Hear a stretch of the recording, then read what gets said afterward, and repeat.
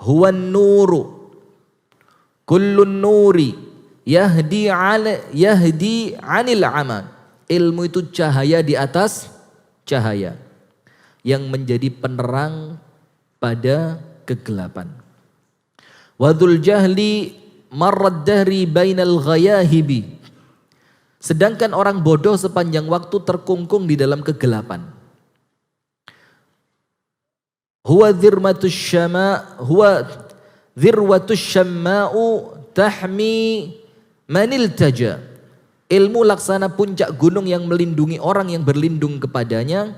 Ilaiha wa yumshi aminan fin nawaibi. Hingga bisa berjalan dengan aman di tengah ujian. Jadi orang berilmu itu maksudnya apa? Apapun yang Allah datangkan untuknya pasti baik.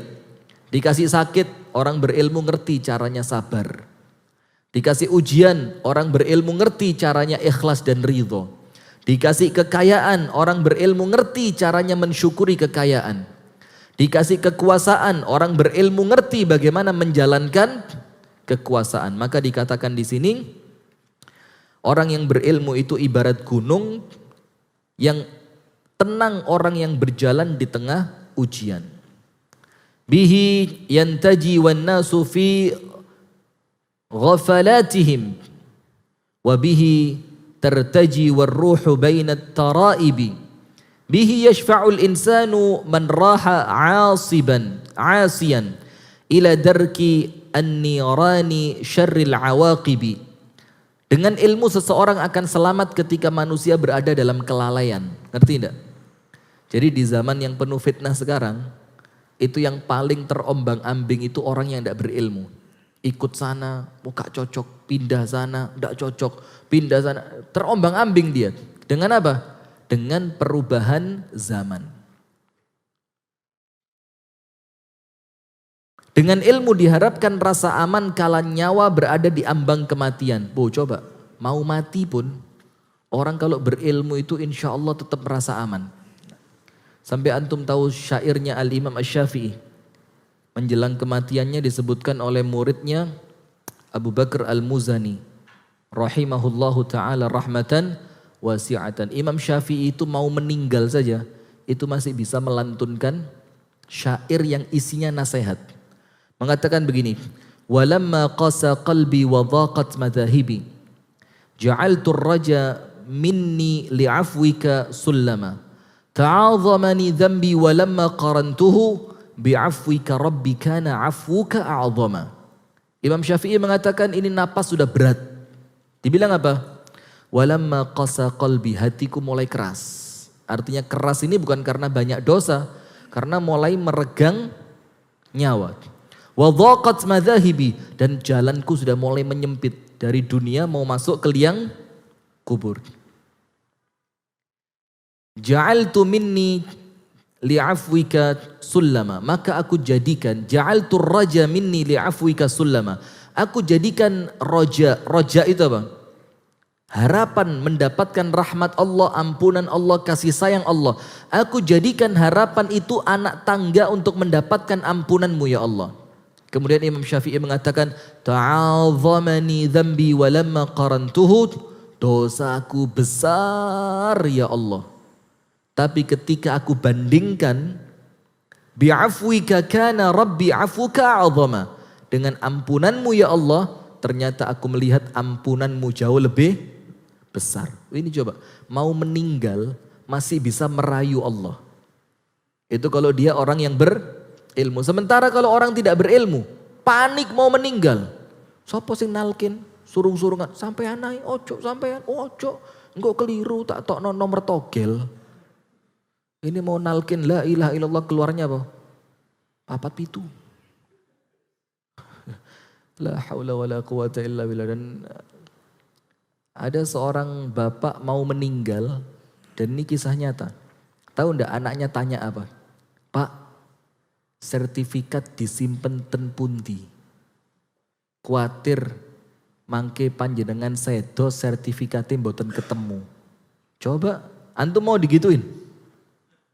Mau meninggal itu anak ndak repot nangisin antum, itu anak ndak repot mentalkin antum agar kemudian keluar kalimat la ilaha illallah. Tapi ditanya apa? Coba tersiksa apa ndak ini? Kalau orang berakal sertifikat dibawa ke notaris tuker jadi sertifikat wakaf baru meninggal. Itu orang cerdas. Sehingga ketika meninggal anaknya gak takon mana yang dadi wakaf, dadi pondok, dadi masjid, dadi panti asuhan, dadi madrasah. Jadi tempat-tempat yang baik. Antum tahu Pak Muhid kan? Pak Muhid itu sebelum meninggal semua asetnya sudah diwakafkan. Kemudian saya tanya, lu Pak Muhid, anak kan banyak, 9 anak beliau ya, 9 kalau salah. Dibilang apa? Lu kok enak, sing kerja aku, sing bangun aku, sing tuku aku, yo tak gawa mati mbak aku, anakku cek golek dewe. Coba kita ndak mau mati ditanya, Pak sertifikat di mana? Putuh itu malaikat dorong nuduk wis ketutuk anak itu. Iya itu malaikat baru ngangkat gini, lu kok jerit jari malaikat dorong tak apa-apa no lho iki.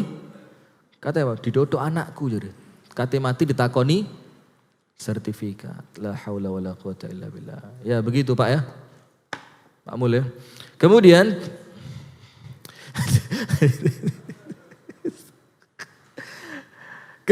hadirin yang dirahmati dan diberkahi oleh Allah Subhanahu wa taala. Maka dengan ilmu diharapkan rasa aman itu datang ketika nyawa berada di ambang kematian. Kemudian ia sarana manusia menolong teman durhaka. Jadi kalau punya ilmu Pak bisa nolong teman. Karena kalau cuma nolong teman pakai uang tidak ada berhentinya. Gak mari terus minta. Tapi kalau nolong teman dengan ilmu, kasih ilmu cara nih ngelas. Besok dia kerja jadi tukang las. Selesai urusan. Selama dia ngelas Anda dapat pahalanya. Punya teman ahli maksiat dinasehati, diajak untuk tobat sampai dia tobat akhirnya taat kepada Allah. Selama dia taat Anda dapat manfaatnya. Jadi orang berilmu itu buat temannya yang durhaka bermanfaat. Bahkan sampai Al-Imam Al-Hasan Al-Basri mengatakan perbanyaklah memiliki teman yang soleh. Karena teman yang soleh itu apa? Akan memberi syafaat. Akan mendatangkan syafaat kelak di hari kiamat. Jadi orang berilmu itu manfaat. Kancanono, wong kang soleh, kumpulono kita ndak kumpul be wong soleh kere-keran. Hidup kita tuh dipenuhi dengan kerisauan-kerisauan tentang dunia. Tapi kalau kumpulnya sama orang berilmu, tenang gitu, nyaman gitu. Diajak mikir akhirat. Sementara orang kalau mikir akhirat, nyaman hidupnya. Kenapa nyaman hidupnya? Karena mikir dunia sementara, akhirat yang selamanya. Menuju api paling bawah seburuk-buruk siksaan. Jadi artinya kalau ada orang alim itu punya teman yang durhaka, orang yang alim itu bisa menjadi pemberi syafaat untuk temannya walaupun temannya itu masuk neraka yang paling bawah. Bagaimana ceritanya? Panjang. Jadi disebutkan oleh Al-Imam Al-Hasan Al-Basri, ketika ada seorang laki-laki sama Allah dimasukkan ke dalam syurga, kemudian dia keliling di syurga itu, dia tidak ketemu temannya. Kemudian dia tanya, ya Allah, dulu saya punya teman di dunia, kemana saya pergi dia bersama saya. Kok tidak ketemu di syurga? Terus dibilang apa? Al-jannatu la tahlu illa biwujudihi. Syurga kurang seru ya Allah kalau tidak ada dia. Dulu waktu di dunia itu yo ini bodoh tapi yo lek dijaknan dindi ku guyokno gitu. Jadi nyetir panjang itu ndak ngantuk. Maka surga ini nampaknya kurang asik kalau ndak ada dia. Dibuka sama Allah Ta'ala pintu neraka. Ternyata temennya apa? Sauna. Temennya sedang berendam air panas. Temennya sedang dibakar di api neraka. Terus dia, lu ya Allah, ya itu teman saya. Apa kata Allah kepada malaikatnya? Angkat dia. Bukan karena dia baik. Karena apa? Karena nyenengno koncone sing di surga. Supaya senengnya teman yang di surga itu lengkap. Karena orang di surga permintaannya ditolak enggak sama Allah? Enggak. Bahkan ketika dia minta teman sama Allah diambilin temannya dari api neraka. Itu maka sekarang orang soleh dimusuhi. Orang baik dijauhi. Terus nanti ya apa di akhirat, siapa yang nolong kita kan?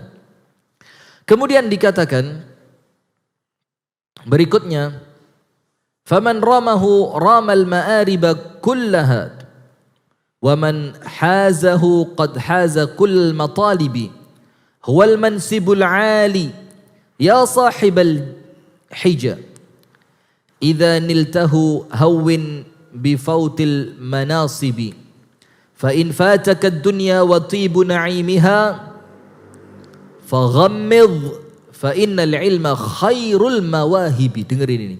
Fa innal ilma khairul mawahibi.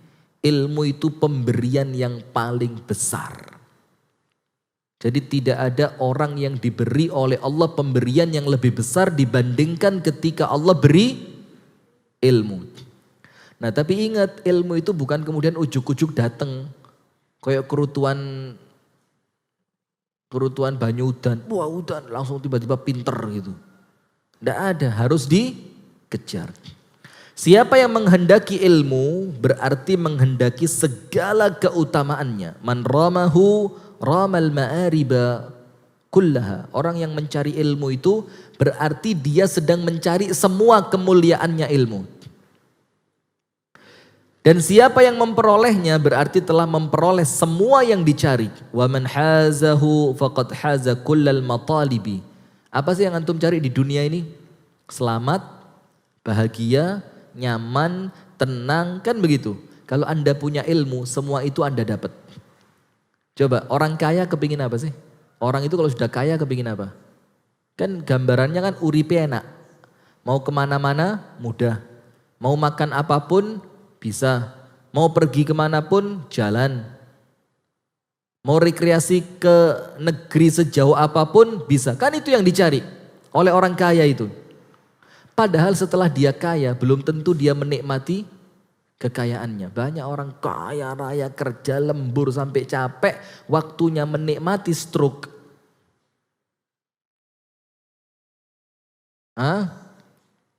Stroke saya lumayan, ada waktu menikmati, berangkat pindah alam ke alam barzakh, masuk kuburan. Sama anaknya kuburannya diindah, dibikin indah. Dikasih peti yang paling mahal. Kemudian kuburannya minta yang posisinya paling bagus.